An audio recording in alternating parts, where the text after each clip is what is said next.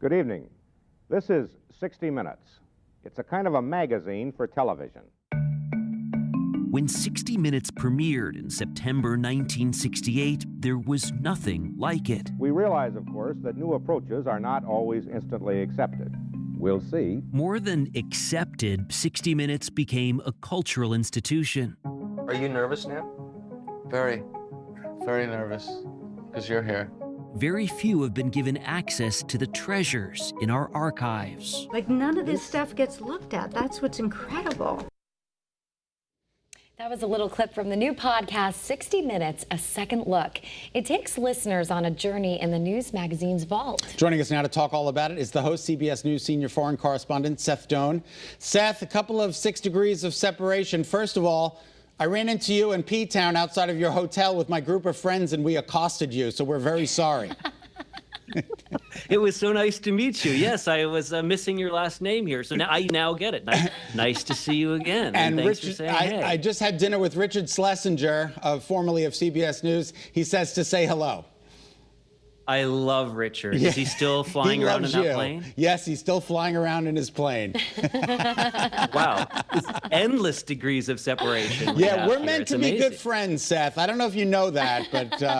Well, great. I mean, here I am, so perfect. And on a smaller scale, we interned at CBS News on West 57th Street and hung out in the archives department across the street for a while. Oh, wow. So then you should have a real appreciation for our A Second Look podcast. Yes. Because it's all about the archives and this treasure trove of material there. Yeah, tell us about the project. And, you know, there are 12 of them out there. 3 are already out for us to listen to. Yeah, and one will drop each Tuesday, and it has been fascinating. You can imagine 60 Minutes has talked with everyone, has been everywhere in these last 56 years. And our challenge or opportunity is just to go back and say, wow, what might be interesting today? One of the episodes is on Taylor Swift.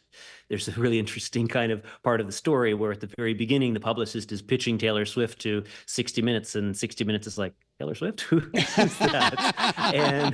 and they got incredible, Leslie Stahl got incredible access to Taylor. And so we said, wow, well, let's go back. Ultimately, these pieces, for as meaty and interesting as a 60 Minutes piece is, it's still, 12, 14, 15 minutes long. But as you know, as journalists, as reporters, you're going out and you're working on a story and you're going to have hours of material. So there's hours with Taylor Swift, and some of the stuff that didn't make the original piece is just astounding. So sometimes it's newsmakers, sometimes it's stories. We just one on book banning, where we're looking at an issue, the story from 1975 with Morley Safer, to another book banning piece with Mike Wallace in the 80s, to one that Scott Pelley did in 2024, and looking at some of the same themes and issues that were relevant in 75 and how they teased through today. So it is just a fascinating opportunity. And as a journalist, fascinating because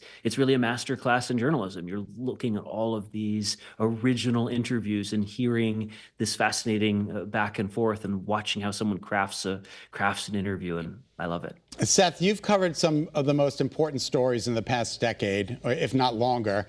I was going to say decade. I'm giving you some credit here. I'm giving you some clout. Tell us what stands out to you as some of the most important stories. It's often those ones that people don't want to tell or that are so challenging to go and do. One that always comes right to mind, I used to work for a show called Channel 1 News, which is seen in schools around the U.S. And we went into Darfur back in 2004, wow. I think it was, and shooting everything. I was alone and shooting, working on my own, sleeping in a tent. Those types of stories where you're just out there. Conflict zones are obviously challenging. I think of my friends now, my colleagues now, as you see this news in the Middle East, but also domestically in the U.S. Everyone, it's a cliche, but everyone has a story. And sometimes I think the people who are maybe a little bit more reluctant to share their stories are what wind up being some of the most satisfying ones to do. Often the person who wants to talk may not be quite as interesting as the person that it's really a challenge as a journalist to kind of try to get something good out of.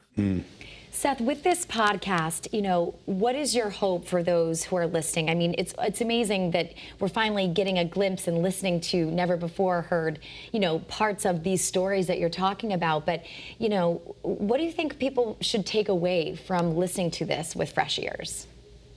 Well, I hope they'll find there is a degree of the more things change, the more they stay the same on some of these issues. I think you'll go back. We have one that we did on Saturday Night Live. It's the 50th anniversary. There's all of this great material with Lauren Michaels, just a incredible founder of that program 50 years ago.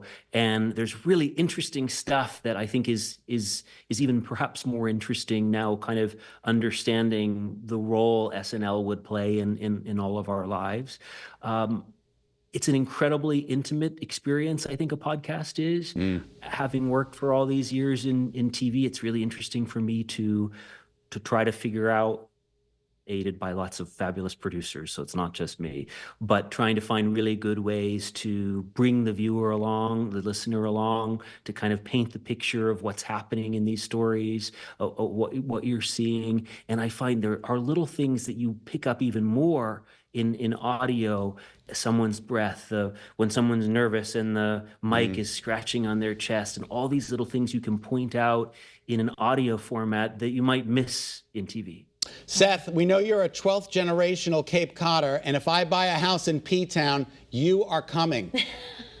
Great, please. I'll bring the cocktails and would absolutely love to. Yeah, I love being home on the Cape, and it was great to see you there, and I'll be there next summer. All right, thanks, Seth. We can't thank you enough for your time. Congratulations on the show, on the podcast. It's going to be terrific. Absolutely. Thank you so much, Seth. Nice to see you both. Nice to see you. And remember, you can find the podcast 60 Minutes, A Second Look on Apple Podcasts, Spotify, Wondery, or wherever you get your podcasts. Episodes will be released weekly on Tuesdays, so you don't want to miss them. Yeah, it's really fascinating, right? So interesting. So interesting. As he said, we have so much to learn. I know. You know what I mean? So much to hear and listen to, right?